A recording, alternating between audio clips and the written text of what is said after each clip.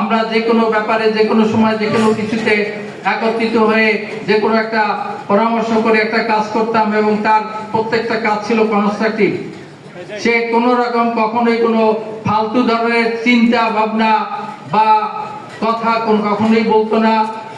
সে তার ফ্যামিলির প্রতি এত লয়াল ছিল যে তার সন্তানদেরকে সে নিজে পড়াতো।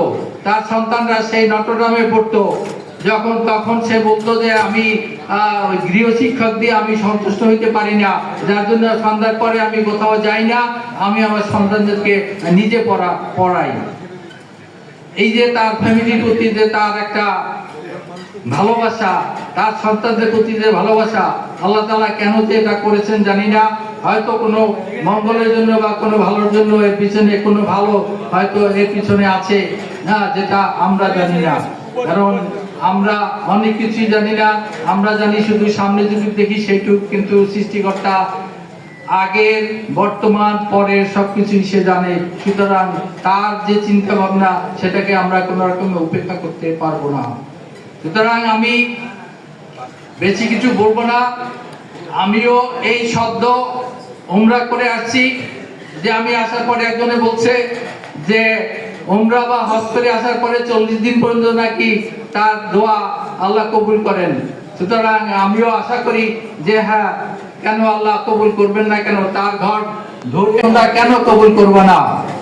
অবশ্যই আমি আল্লাহর কাছ থেকে সেটা আদায় করে নিতে আমার সে অধিকার আছে যে আমি তোমার সেই তোমার ঘর আমি তওয়াফ করে আসছি, সুতরাং আমি তোমার হুকুম পালন করেছি, সুতরাং তুমি আমাকে কেন গ্রহণ করবে না?